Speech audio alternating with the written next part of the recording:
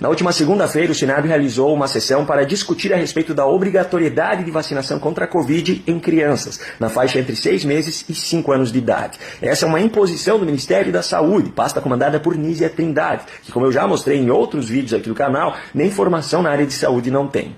A ministra Nízia Trindade, por sinal, era para estar presente nessa sessão, até porque é um assunto diretamente relacionado à sua pasta, mas ela não compareceu. Quem compareceu foi o Dr. Francisco Cardoso, médico infectologista, graduado em medicina pela UFRJ, com diploma de mérito acadêmico, residência médica em infectologia pelo Instituto de Infectologia Emílio Ribas, membro da Câmara Técnica de Infectologia do Conselho Federal de Medicina e mais uma lista que compõe o seu currículo. O Dr. Francisco Cardoso esteve nessa sessão para fazer uma apresentação técnica, argumentando sobre essa obrigatoriedade. E eu separei aqui alguns trechos importantes dessa apresentação. E eu preciso deixar claro desde já, a responsabilidade sobre as informações apresentadas é do Dr. Francisco, não minhas. Eu sei que isso é óbvio, mas com o Ministério da Saúde que nós temos hoje, o óbvio precisa ser dito. É lamentável a ausência do Ministério da Saúde, o que comprova o que a gente vem falando nos últimos anos a respeito do papel desses agentes públicos em relação à questão do combate à Covid no Brasil, como geral, que não está sendo norteado por ciência, sim por ideologia. Eu declaro que eu não tenho conflito de interesse financeiro ou ideológico nessa matéria. A Organização Mundial da Saúde ela não recomenda a vacinação obrigatória contra a Covid-19 em menores de 5 anos, senadores. A OMS não recomenda a vacinação obrigatória para a Covid em crianças no mundo. Vamos repetir isso. Então, quais países obrigam? Lembrando que obrigar é diferente de recomendar. Nós. Nesse momento, o Brasil é o único país do mundo que obriga a vacinação contra a Covid-19 na faixa etária de 6 meses a 5 anos. Uma entidade americana que representa mais de 100 programas de bioética nos Estados Unidos recomenda o fim das obrigatoriedades de vacinação contra a Covid desde 2022. A própria OMS também recomenda, em termos bioéticos, o fim da obrigatoriedade de vacinação de Covid-19, preferindo campanhas informativas e acesso facilitado às vacinas. Quando a gente fala de vacinação para criança Covid-19 no Brasil, a gente está falando dessa vacina aqui, tá? Pfizer Baby Tampa Vinho, não é outra.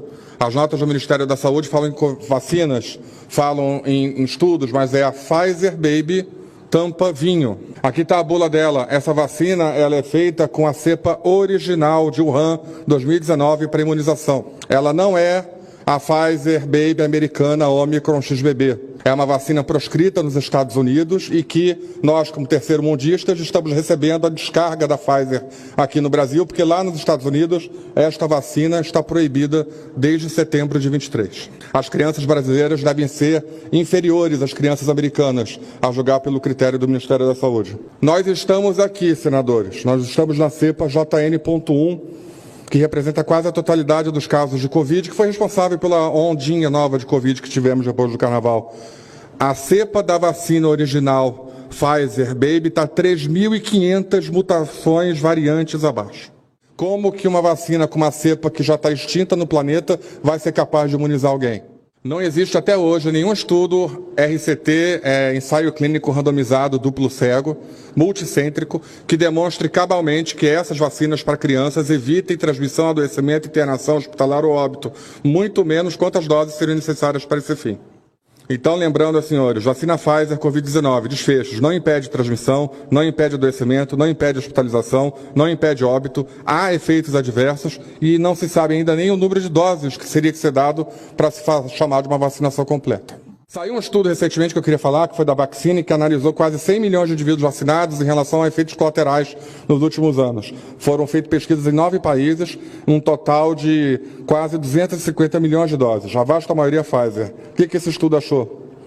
Aonde está vermelho, quer dizer que o risco relativo da doença superou a da média que existia na população infantil antes da vacinação.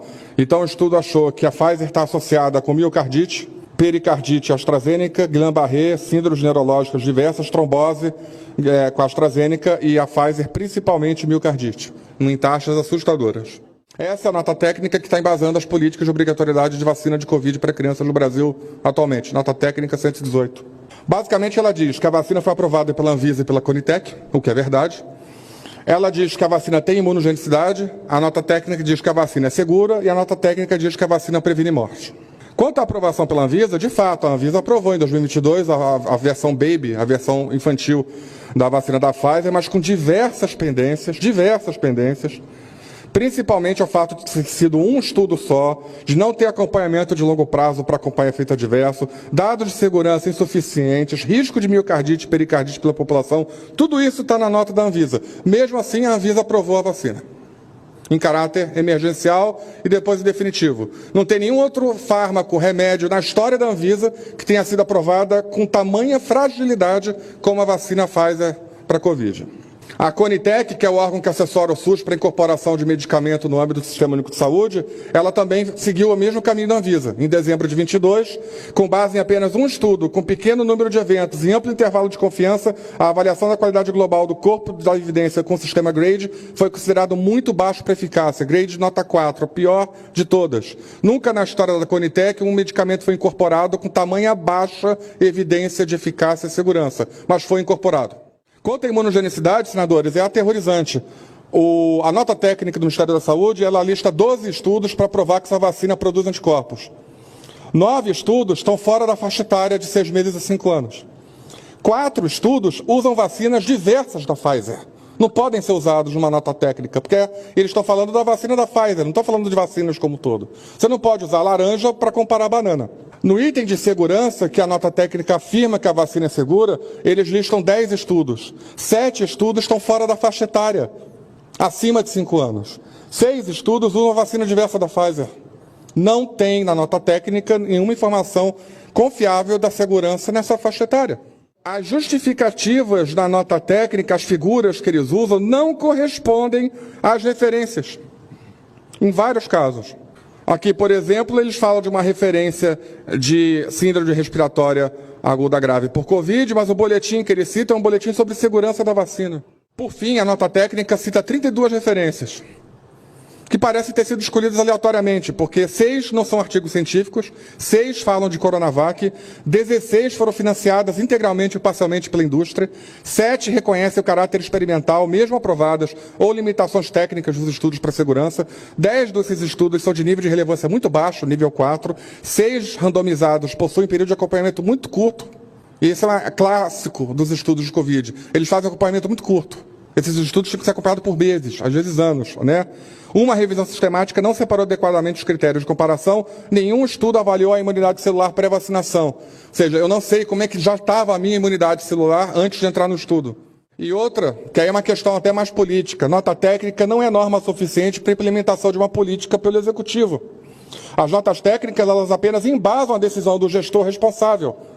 A ministra da Saúde, que não veio aqui, e ela não veio aqui porque ela sabe que ela está errada, ela não deu despacho determinando a inclusão dessas vacinas no PNI. Tem apenas a nota técnica.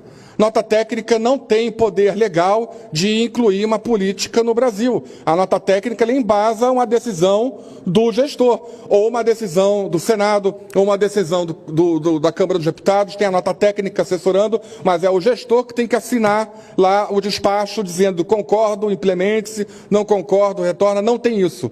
Eles publicaram a nota técnica na véspera do Natal e estão deixando fazer a política do fato consumado.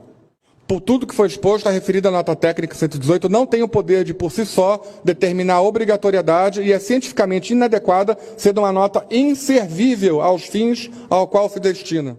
A obrigatoriedade da forma como está viola direitos constitucionais das famílias, das crianças, as coloca em risco desnecessário, obriga o governo a um gasto bilionário sem a respectiva contrapartida sanitária e não é reproduzida em nenhum local do planeta. Nós estamos sozinhos nessa. Bom, acredito que tenha ficado muito claro o posicionamento. Eu não sou médico e não estou fazendo nenhuma afirmação. Eu estou apenas garantindo que você tenha acesso à informação.